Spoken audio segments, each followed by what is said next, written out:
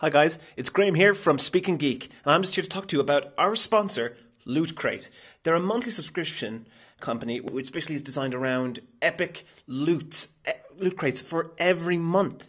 And in each box, which is packed with 6 to 8 items, you get toys, you get figurines, you get t-shirts, you get one-of-a-kind items that you will never get again. These are not available in stores. Some of these items you will never see again.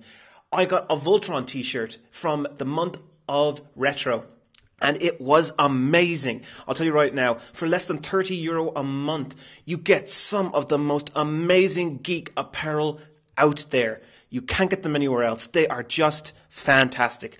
You have until the 19th of every month before it changes off to its next theme. This month is the month of Covert, with items ranging from stuff from Agents of S.H.I.E.L.D. to Orphan Black. Now, if that doesn't excite you, I honestly don't know what will. We here at Geek Ireland are so proud and so giddy with just excitement to be a part of the Loot Crate experience. If you type in Geek Ireland, all caps, no spaces, you will get a discount on your next subscription with them, and it is just it's like a Christmas present. It's like every month, all of a sudden, you're just going to get something at the door. It's going to be like, hello, we've got something great for you. And you know, it's fantastic. It's great for birthdays. It's great for Valentine's. If that special person in your life is into the geeky stuff, then this is the perfect Valentine's gift. This is the perfect Christmas present, birthday present, because it just keeps on giving. Like, I mean, it's a great present for any time of the year. So get on it, go on. You know you want to, because this is one of a kind stuff, and I can't say enough about it. So listen, I've talked your ears off enough. Here is our episode of Speakin Geek, beautifully sponsored by Loot Crate.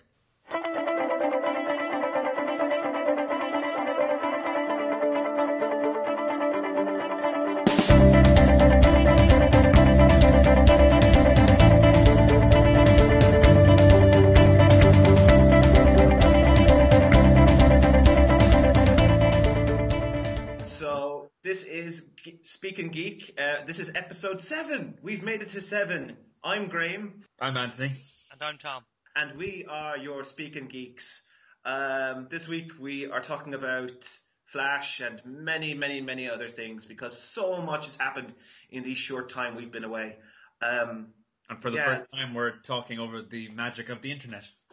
Yes. In case people are wondering why we sound different. Let's hope that's the only reason we sound different. But yeah, in the news now, guys, Spider-Man might be ethnic and it might not be Miles. How does that? Because we were talking about this, Anthony, last week. How do you feel about that? That it might be a black or Asian Peter Parker instead of it being Miles? I'd be perfectly happy with it. I think a big step needs to be taken to create more diversity in the comic book movies, and we just need one of the studios or something to take a big step and do it, especially now that Black Panther is being pushed back. Yeah.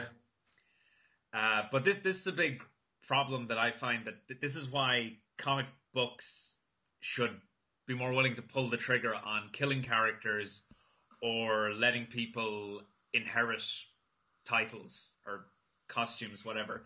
Because then you wouldn't have this constant backlash from fans about the idea of changing a character. Like, everyone's so mad about the Black Human Torch. But people are more receptive at the idea of a Black Spider-Man being Miles Morales, because there is an established Black Spider-Man. Yeah. So if they did that more often with characters in the actual comic books, they'd have more leeway with the movie adaptations. I suppose. I think it's just sad that we don't have any we don't have as many ethnic superhero characters. Like, it's kind of sad that we have to change the ethnicity of a character to bring in more diversity. It'd be better if we actually had ethnic characters. Like, I'm trying to think off the top of my head. Are there any Asian superheroes, like major Asian superheroes in either Marvel or DC? I think one of the Atoms is Asian. Ryan Choi, yeah. Yeah, he's Asian, but I can't think off the top of my head who else is Asian or who's just been made to be Asian or black or Hispanic or that in the last decade or so. Well, Vibe. Like, I mean, Sorry to cut across you there. no, Tom. Vibe is one of the characters that's been given his own book. I think Oh, that's true. in on the DC side. So I mean, at least in some ways, DC are willing to take lesser known, maybe C or D list characters, which are of an ethnic background, and then kind of give them the kind of push. Which is why we're seeing the likes of him being in the Flash TV show. I guarantee that that's probably behind.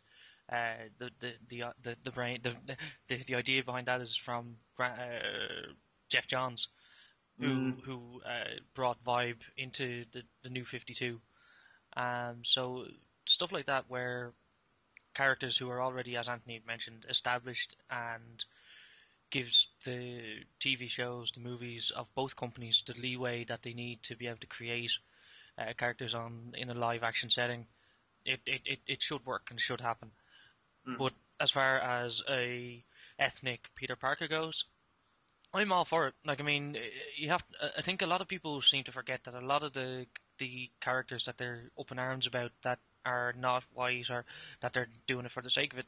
These characters were created in the 50s and 60s, and back when it wasn't as out there for people to see a person of color or a person from a different ethnic background in their favorite comic books or TV shows or movies.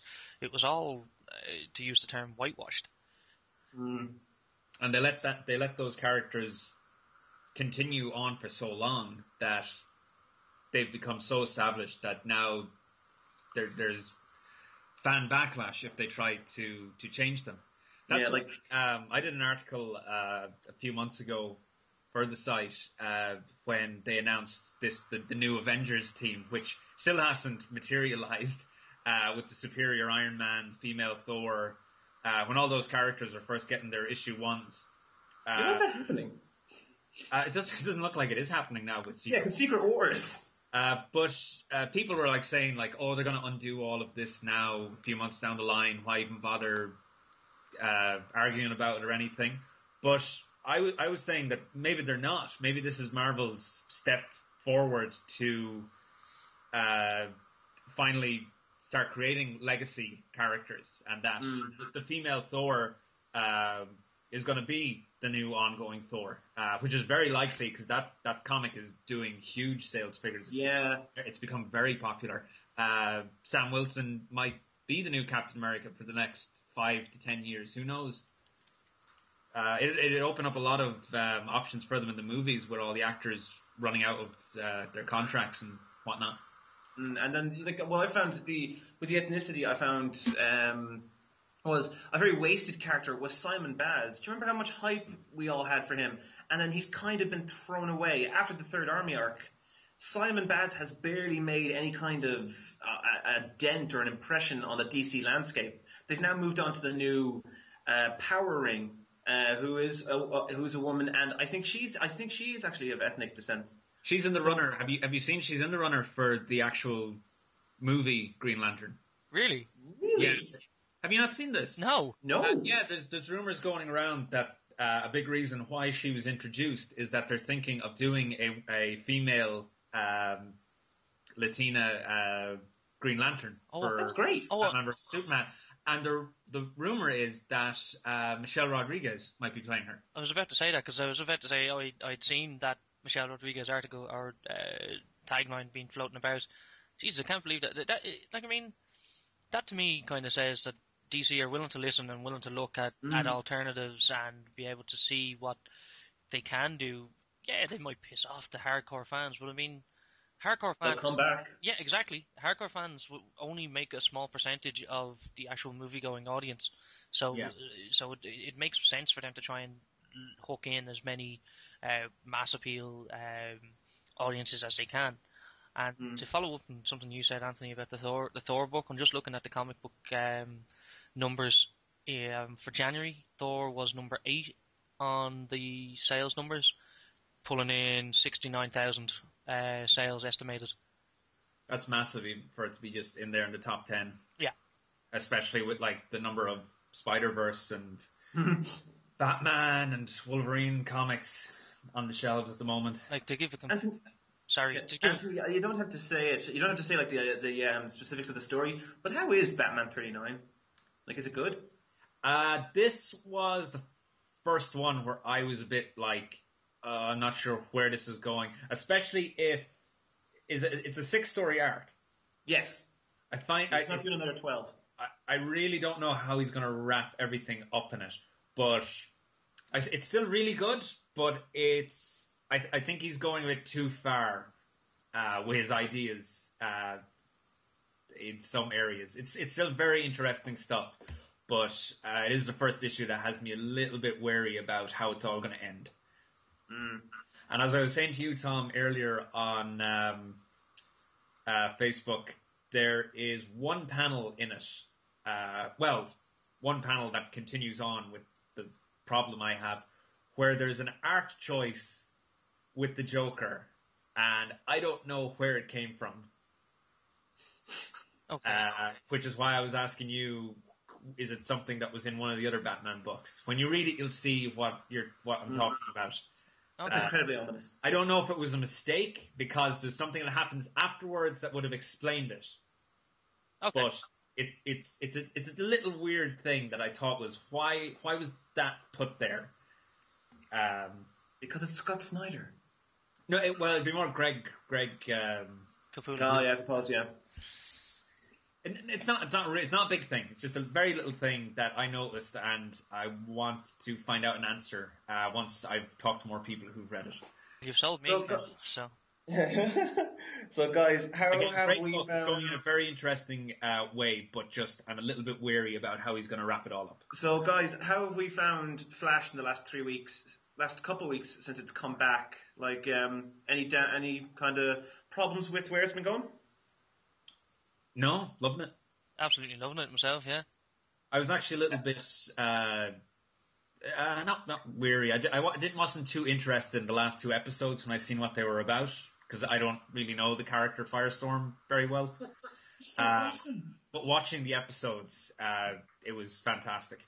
It was a really great 2-parter. Yeah, and then of course we got to finally see Grodd in all his glory. Not all of his glory. They're still leaving us wanting a little bit more, but... Do you think he's going to talk? I think we've seen his full potential. I don't think he's going to talk. He is talking. He talks in it. No, he's telepathic. That's psychic. Is it? So. Yeah, he's psychic. Which would make more sense, because he shouldn't be able to talk. Yeah, because he's not the super hyper intelligent ape that he was in the New 52 or anything. Seems like he's. I don't think physically he should be able to talk, though. I've heard people give out about that, like sciencey people saying that, when you see talking animals and stuff. Yeah, but the whole point is it's a comic book. Their tongues aren't formed like that, so they shouldn't be able to talk perfect language. But they're hyper evolved species of apes in a fictional world. If you can accept a man flying and bullets hitting off a woman's bracelet, you can't accept a simple gorilla talking? I mean, come on. I suppose. That's I do like that he's communicating telepathically, though. Yeah, and I mean that leaves it open to be a slightly more credible, because if casual audiences would be like, why is there a giant talking gorilla? Telepathically, it works a lot better for the casual TV show watchers, people who maybe don't know Grodd at all, the people who don't squee when they see Grodd, because I squeed when I saw Grodd. I was so happy. The animators won't need to work on his lip movements. all part of saving for the budget. I must say though, in that episode, I thought the Firestorm story was handled pretty well. I thought Victor Garber, who played Martin Stein, I thought he was brilliant. Victor Garber's a great actor. Yeah. Anything he's in. Robbie Amell played his part brilliantly. Actually, in the episode, in the first part of the Flash or the Firestorm story, I thought Robbie Amell was brilliant, trying to ape. Yeah, he acted like Victor Garber very well. Yeah, he tried to ape that kind of feeling of being the older kind of gentleman and, being that kind of person. I must say, I really loved seeing Clancy Brown as Wade Ealing. Wade Ealing's a noted comic book villain as well. And he's dead now. So, He mightn't be dead. I think he's dead. Probably... Like Gorilla Grodd's MO is he eats brains. Oh, really? Yeah, that's like in the old 52, he'd eat people's brains with a giant spoon. I only mainly know him from the animated. No, yeah, well, they can't do that. They couldn't do that in Justice League because that's just too dark. But yeah, in the comics, he ate people's brains. Oh wow. Yeah. So I'd say that's what he's doing. I'd say he's eating people's brains, Siler style, except not with the cutting open of the brains and that. But I'd say he's eating people's brains. So I'd say we've seen the last of Clancy Brown, which is very sad because seeing Clancy Brown in anything is just great. He's a very good character actor. Yeah, and I finally figured out who Linda Park is. You know the girl that Barry's dating? Yeah, I was kind of squealing inside. It's Wally West's wife. No, I know, and I was kind of chewing my thumb last week when I was listening to the episode when you were talking about her. I know, because I couldn't remember for the life of me. I knew the name, but then I remembered, and then I saw it was like Linda Park West. It's Wally's wife. Mm-hmm. And that's great. But and that also means that Wally gets like Barry's sloppy seconds. Now, in saying that also gives rise to the idea now, will we see Wally come in? Because, and you know the way, oh God, yeah. You know the way Wally in the New 52 has been revealed as black, which is not a problem in any stretch. People were bitching about the fact that Wally was black. The fact that Iris West and Joe West are obviously black as well, that means we obviously will see that New 52 version of Wally West. But in saying that, I actually think, would they meld the kind of old 52 Wally with the new 52 Wally? So he's a black ginger? Is he related to Iris? Because Iris in the New 52 is still white. Is the New 52 Wally still related to her? Because, yeah. I think so. I can double check. But it's just like, it'd be interesting to see Wally, and I mean, it's a foregone conclusion. Wally will be in this, especially as long as the series stays successful. We'll see. I'd say we'll see Wally eventually. And if Harrison isn't Bart, I'd say we're going to see Bart. I'd say we're going to see every speedster in the DC universe show up at some point. Like, fingers crossed that Jay shows up. That'd be amazing. I'd like to see Max Quick or Jesse. What's Jesse's? I don't know what Jesse's second pseudonym is. Be great to see if we could see Wally's children. At some point, Wally's children come from the future or something. That'd be great. Well, they've introduced most of the main Flash villains now, so they're going to have to start introducing... Yeah. Support. They haven't introduced Mirror Master. Oh, I can't wait for him to come into it. Or Tops. What's his name? That's his name, isn't it? Tops? Where he spins like a dreidel? Oh, I don't know. Too many rogues. No, you see, you can't do that. You can't just cut some rogues off and leave some rogues in. They're all silly. It's just how you handle them. We've got to build up to Flash Season 3, Rogue Wars. Oh, that'd be amazing. Or they get to their 100th episode and it is literally like the comics and everyone is silly and goofy and that'd just be amazing. But yeah, like, I mean, and also now Spider-Verse is finished, isn't it? So not too long to wait for the Spider-Verse collected volume, which I can't wait for. Did you actually? Yeah. I was meant to post this up a while ago. There was a glitch on Amazon that the hardcover of Spider-Verse went up, and it was only for like fucking £30 instead of. Really? Yeah. I'll log into my Amazon here. But like, yeah, it glitched on Amazon, and it was like nearly half off. Good God, that'd be amazing. Oh, I'd love that. I actually picked up Spider-Gwen #1 today. Any good? How is she? I haven't read it yet. I saw your lovely little stash that you picked up. That was very nice. Yeah. And how like Batman 39 was in the center. That was adorable, Anthony. No, I had to get the 4 annual since it's CM Punk's writing debut. Oh yes. Yeah, which I haven't read yet either. I've only read Batman. Just to jump in with the price I got Spider-Verse for, I actually paid for Spider-Verse for £17.67. The recommended retail price of Spider-Verse is £55.99. I hate you. You gonna get it for that price? Yeah, He got it. yeah. They have. Oh wow. They honoured us. They have to That's honour us. insane. That's just I hate you so much right now, Tom. And then like what else? What I'm reading right now is Invincible. I can't stop reading it. Still. I keep getting the next volume. Every time I'm finished one volume, I go into Amazon, get it for the cheapest price, and then just wait a couple of weeks, and then I've got it for maybe a $5, sometimes a $10 cheaper. I'm to volume 13, so I'm actually catching up. Should say we actually got a question from Donald O'Rourke asking us what are we reading at the moment. So Lovely, Donald. that's your answer. Yes, I'm reading Invincible, nothing else, because I don't think anything else stacks up. Now, I will say the reason why is because I'm waiting till I get another payday to get the next volume of Saga, volume 4. And then I'm going to get that on my phone. I don't know why, but I love reading it on my phone. Some stuff's on And, the phone. and then You don't that's get the really it. panel spoiled. So what about you? Yeah, like you, Anthony, you've got Thor, Batman, Spider-Gwen. I saw something else, didn't I? Well, with the baby on the way, I'm doing lots of trips to both job interviews and to hospitals and doctors. So I'm reading lots at the moment on all my journeys. Comics wise, I'm reading this week Thor, Spider-Gwen, and Batman 39, which I already talked about.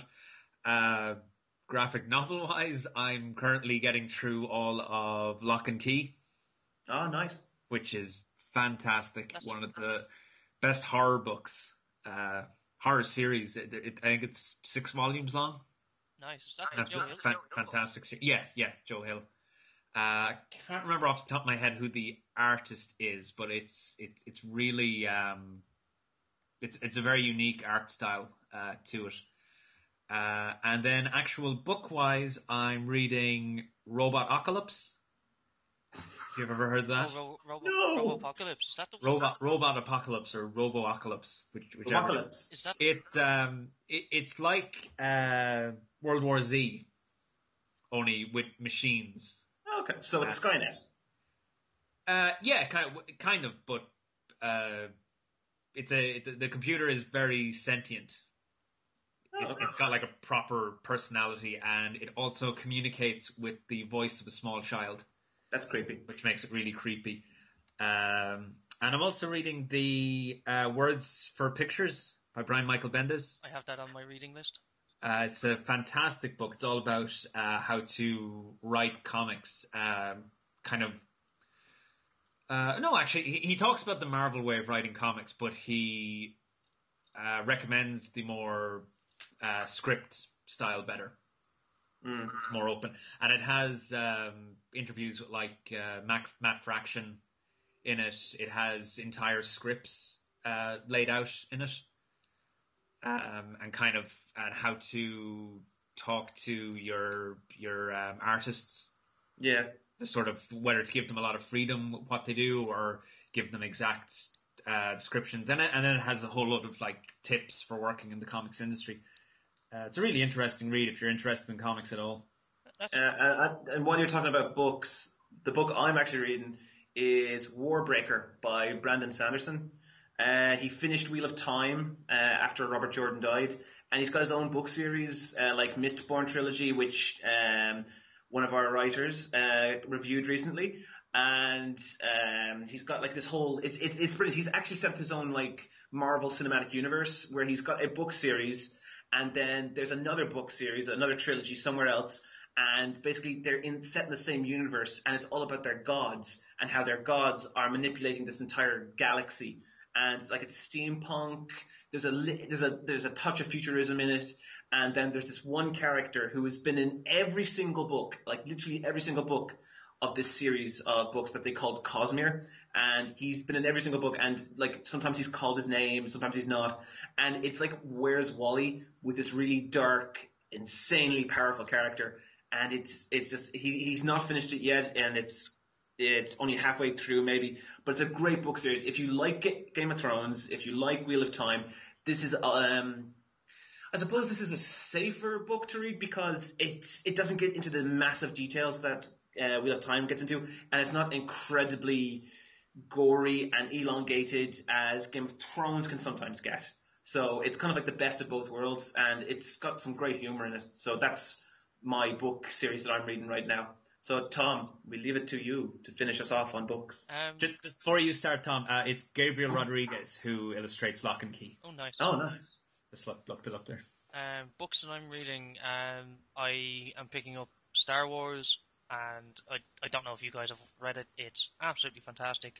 Written, The new ones. yeah, it's written by Jason Aaron with art by Cassaday, who was on the Joss Whedon run of Astonishing X-Men. Oh, nice. So it looks gorgeous, and I could not help when reading it to read the voices in my head of, Mark Hamill as Luke and Carrie Fisher as Leia and so on. He really gets Han Solo dead on in it. Nails Han Solo really, really well. I also have waiting to be read is the Darth Vader book that Kieran Gillen has written. I've listened to several interviews with him talking about the process he went with the book. That, in Star Wars you see Vader being the bad guy chasing after the rebels, and Gillen said that's literally Vader on a Tuesday.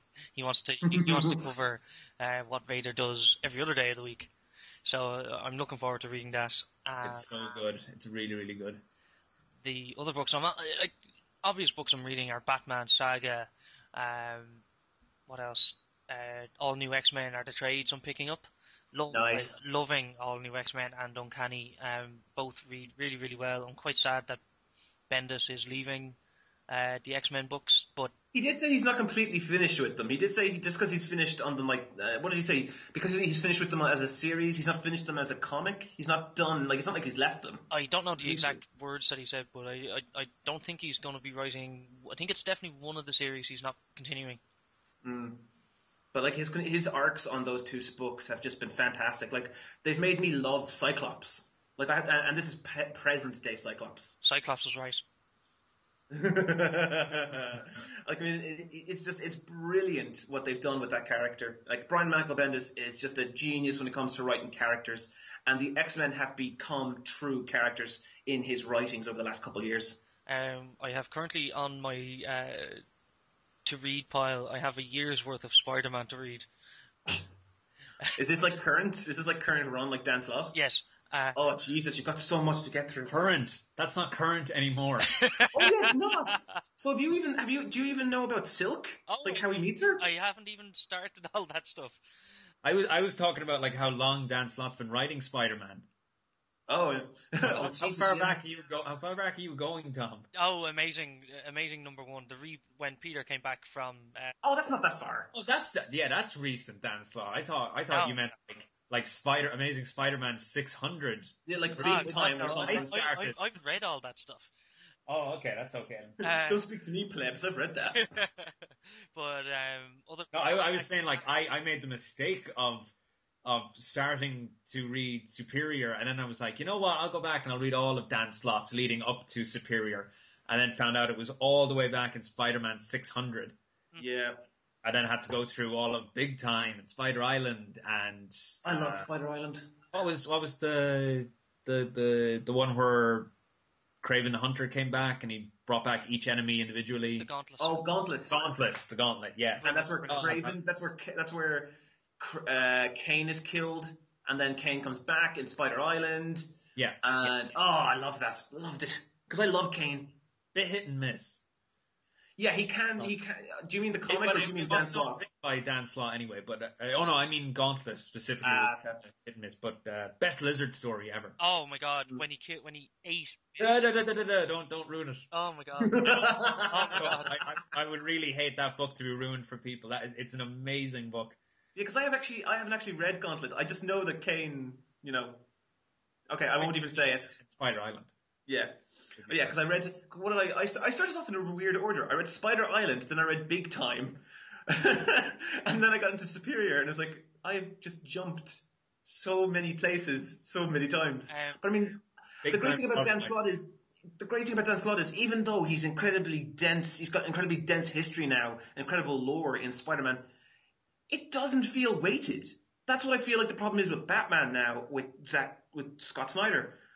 It feels like it's starting to get weighted. with Dan Slott, I feel like I can jump in at the beginning of any arc, Do you know and how I'm that is? okay. Do you know how that is? What? Because Spider-Man never evolves and never learns from his mistakes. Oh, that's mean. He owns a That's company the now. stories. That's mean. And that's not it, because Batman has not changed. Batman has not changed. Oh, maybe he's gotten a bit darker. He learns. No, he hasn't. What's he learned? What's he learned? Don't let children fight for me, because they always die. That's what he's learned. Keep children out of the way of fire. And then he doesn't, and then he unlearns it, because now his kid is back in front of the bullets. Thank God his kid is now invulnerable. I haven't read any of that stuff, but thank you for telling us. It's neither have I, but all you have to do is look at the covers. Damien is now indestructible. To go back to some of the Spider-Man stuff that I have on my shelf, I have one of my favourite Spider-Man stories actually, is Matters of Life and Death. It's one of the second or third trades after Slott took over the book full time. I don't think I've even heard of this. It's where Matt Gargan breaks out. Oh, sorry, not Matt Gargan. Matt Gargan's involved in it anyway. That's part of the Big Time story. It's the second or third trade after Big Time, and basically the Spider Slayers are involved. The mutated Spider Slayers, because I didn't know that Smythe had become some sort of mutant Slayer hybrid thing when I read it, and basically it has probably one of the best books best single issues of Spider-Man I've ever read, where there's literally no word said in the entire book, and it can make a man cry. Basically, I know what you're talking about. I was going to say what the name of the issue is, but I don't want to because it would give away what. Yeah, basically a death happens, and the person who it affects goes through their day-to-day life, and each panel depicts what they're doing, and it just breaks your heart to read it. And it's just a brilliant, brilliant book. I love where Electro's gone in the story in Dan Slott's run. I love where Electro's gone, like where he is currently, how he evolved, and how Otto kind of just messed him up. Like, I thought it was just fantastic. I haven't read any of the new run. It's a great character progression. So where Electro is now, from my perspective, is up in the atmosphere somewhere after Thor shot him up. Is this female Thor or Thor? This is Thor. This is in the Ends of the Earth story. But he comes back. Oh yeah, I know he comes back, but I haven't read any of that yet. Oh, you haven't read when Peter meets Silk and all that? I don't like Peter Parker. Have we not gotten this yet? Okay. Superior Spider-Man left, and I left as well. But you're going to be reading Spider-Verse because Superior and 2099 and Ben Reilly and Spider-Guy, all the Spider people I like are in it. Except Peter. Oh, Peter's in there too. Well, listen, I'm going to just... backed up by all my favourite Spider people. I'm just going to pull this back because we've kind of gone off on a mad tangent there on Spider-Man. Just to come back to Donald's question, I am also currently reading a fantastic fantasy book, comic called Birthright, written by sweet mother of God, I've forgotten him now. Williamson is the name of this, is the surname of the guy, and basically the premise is young kid and father at the start of the first issue are playing catch. They're messing about in a field. It's the kid's birthday. You kind of see family stuff interspersed. Kid runs off into the forest to go get the baseball that's gone in. Kid disappears. Father and mother can't find the kid. Kid's disappeared. Comes to the end of the book, and the kid has reappeared after being raised and living in a fantasy land for the last 18 to 20 years. And did he become king? He claims to, yeah, he claims to have been like this foretold warrior, and like he comes back like ripped as hell. And it sounds like Narnia mixed with He-Man. It's brilliant. And then like there's a twist in the book, and you kind of wonder where it's going, and it's about him going on the run with his father and brother afterwards and stuff. It's just excellent writing, really, really good art, and it's an Image book, so it's, Image are on a roll at the minute with their books. Yeah, they don't pull anything out that's bad. Like, I don't think I've read a single bad Image comic ever. But yeah, there's another question from Igloo Media asking, how did we feel about the dark, gritty reboot of the Power Rangers movie, and does it need to be like this? Dude, when he said that, allowed to talk about it? Yes, we're allowed to talk about it. Saban are not going to come after us. I mean, I hope not, but when he said that, I actually started to think, do we actually need a dark gritty? We've got a dark gritty everything now. Maybe it would have been nice to not, I think it was interesting, it was fun, it was ridiculous, but I kind of agree with him. I don't think we really need any more dark and gritty. Like, you can make things more grounded, but that doesn't mean you have to take away all of the fun. Like, it's kind of like why a lot of people don't like Man of Steel is because they think there's no fun injected into it. It's just so super serious. Funnily enough, to come back to Man of Steel there, I listened to a podcast recently, I think it was yesterday or the day before, and they posited the whole idea of, the fact that Man of Steel is so grounded in realism that it depicts what would actually happen if the Earth was to be actually taken over and attacked by aliens. That if we did have a Superman like Henry Cavill, and what would actually happen?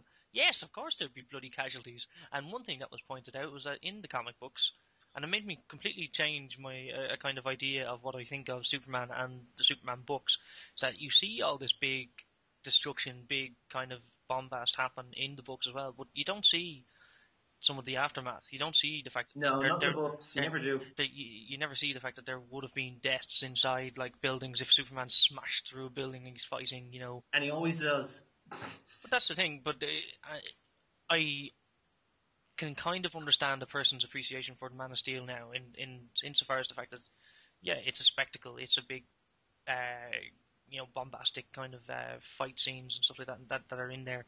So I'm gonna try and sit down and rewatch it again, because I tried rewatching it shortly after it came out on Blu-ray and I just couldn't. I just could not get into it. So I'm gonna sit down and try and reappraise my idea of Man of Steel soon. Maybe right. Well, you had all that stuff in Power Rangers as well. Every time Jesus, yeah, one of the monsters got turned into a giant and the Zords showed up and brawling through all these buildings, and it was Evangelion. Yeah. Did it look just like Evangelion? Oh, you mean in the Zords? The video that got released? Yeah, the Zords and the Zords and the monsters looked like Evangelion. They looked like the design, the fighting, the style, everything looked like a fight out of that series. That was the piece that I liked the most. Tom, Evangelion is an anime. Cartoons. Cartoon. It's like Zords and stuff if it was like done by a psychopath. So that's your lesson for this week. Yeah. That's your anime. I loved it though. I actually thought Vanderbeek was just brilliant. Oh, but that's because he was over the top cheese. I loved the reveal at the end. I'm not going to talk about it. Yeah, Everyone's seen it. Well done as well. Everyone's seen it. Let's face it. At this point, in the day that it's been out, everyone has seen it. You can say it. It's not even going to be a surprise. Well, I mean, I kind of had an inkling that Katie Sackhoff's character was Rita when they were talking about the idea that Tommy was killing all of the Rangers. Yeah, we're going full spoiler territory here, people. So it was brilliant, and I completely forgot that Rocky was the second Red Ranger. Red Ranger, yeah. Talk about issues with coming sloppy seconds. But I mean, like, it was interesting. I liked. I don't know if I like the design of the suits though. I like Tommy's. I like Tommy's design. A bit cheap. Yeah, Tommy's design was cool with how his shield was actually like a kind of phase kind of device. Yeah, that was nice. But what I thought was weird is, why didn't Jason David Frank play Tommy? He's old enough. He plays Tommy whenever anybody asks, and I think he would have gladly have done that, and it would have been a nice nod to the fans. It would have been. I think he's been doing a documentary. Oh, really? Last while to do with the Power Rangers.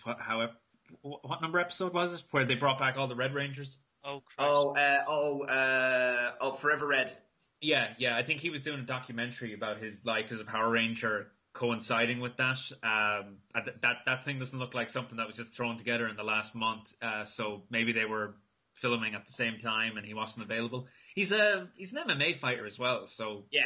it's not like he's it's not like he's the original Red Ranger who has nothing else to do and can show up at a convention at the drop of a hat because he needs a bit to be extra fair, money. all of the Power Rangers, unless you were in a really successful version of that series, all the Power Rangers are like that. Or unless you went on to do something, or unless you went on to do porn, or unless you accidentally killed somebody. Well, the original You're never going to be.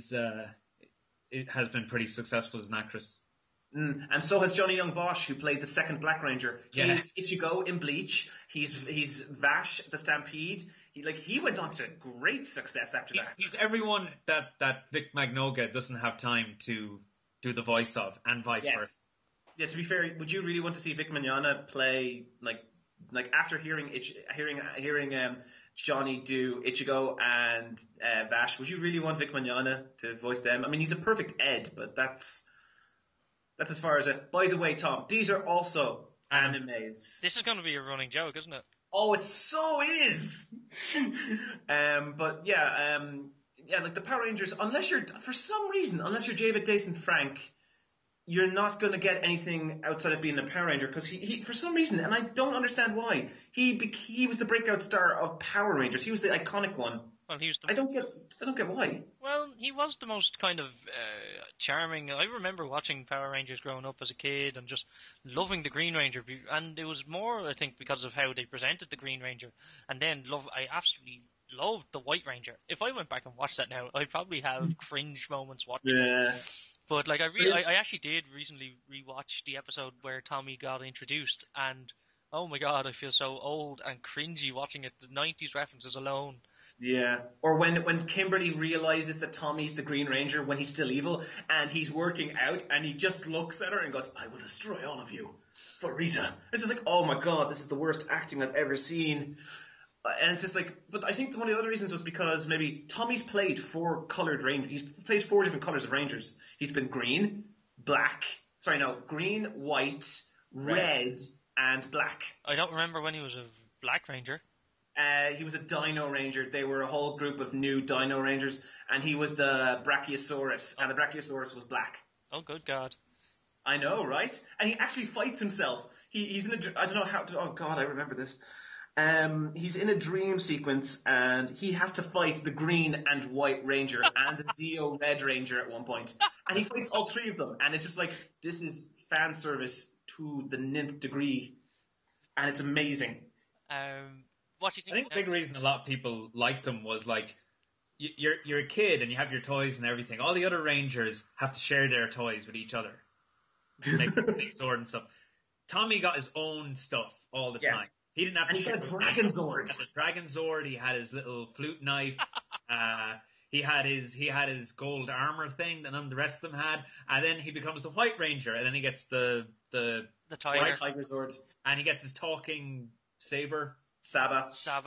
Yeah. He also, in the movie, which was, I think that was kind of a soft retcon of a lot of the stuff that happened with Saban. It was kind of a spiritual sequel to the series, because it did happen in the series later where they got the new Zords. And he got the White Eagle. How bloody American is that he got the White Eagle? But also you look at it, there's slight racism there. Slight racism, the White Tiger, the White Eagle, White Power. I mean, come on. What are they saying here?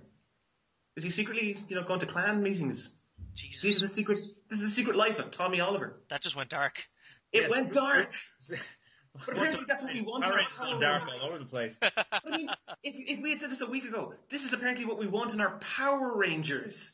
That's a sentence now. True, actually. How crazy is that?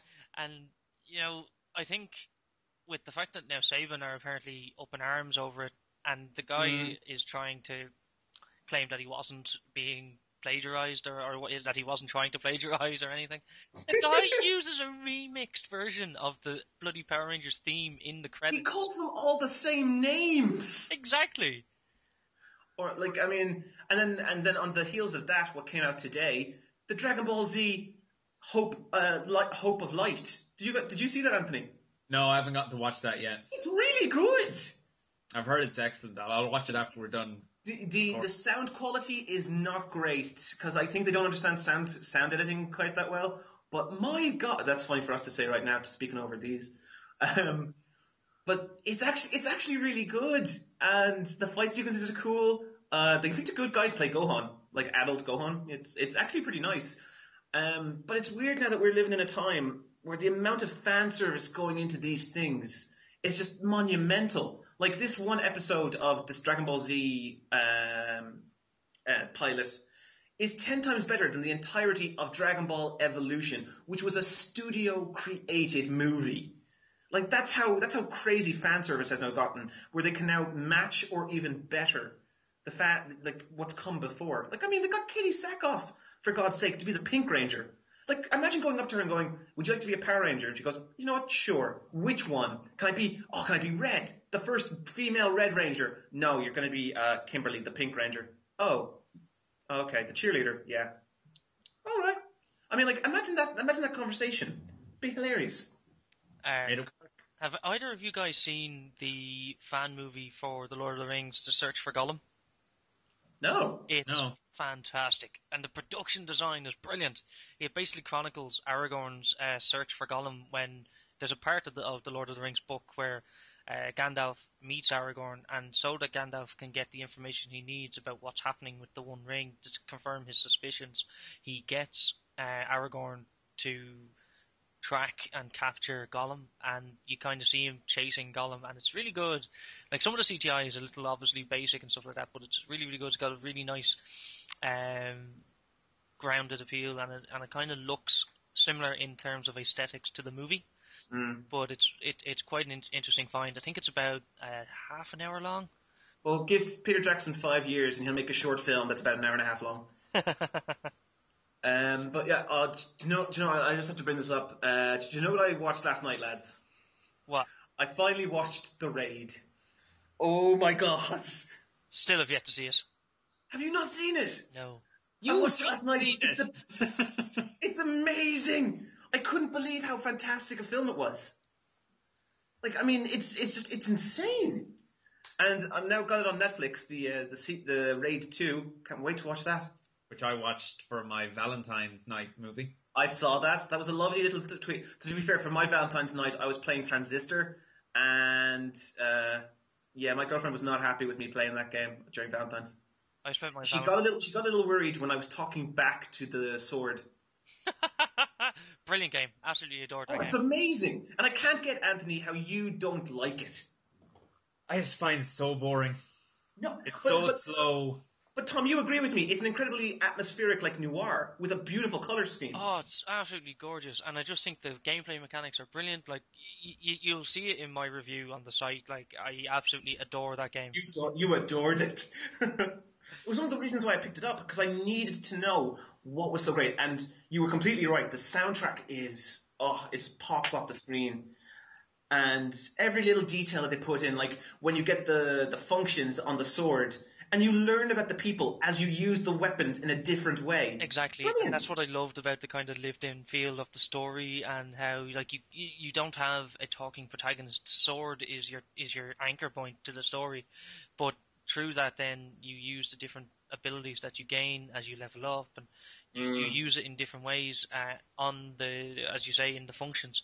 And as you do that, it opens up more story. It opens up more background to how the world got to the way it is, and I just cannot praise that game highly enough. And the fact that it came out on the PlayStation Network for free. That was just the icing on the cake for me. I was so happy. Like, I've never been more pleased to be a PlayStation member than when that game came out for free. Like, I couldn't believe my luck. Like, it's because it's brilliant. And I think we'll leave it at that, lads. I hope all of you who are listening had a lot of fun. I know we did. Guys, do you have any last words before we sign off?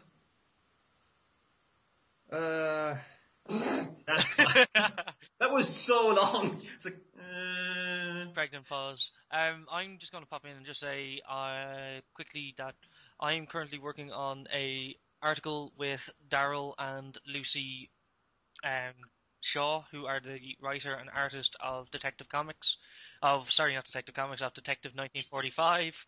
And Daryl has sent me some lovely screens of the second issue, which will be up on the site in the next day or two. So look out for that. Actually, by the time this podcast goes up, that the article will be out on the site. So just check it out. Yeah, so I'd say timing going ahead properly. The podcast should be up Friday, and if not, Saturday at the latest. So yeah. So from all of us, that's a goodbye from me. Goodbye from me. Come on. Woo! Yeah. Goodbye from me. Bye. Bye. Bye. Bye.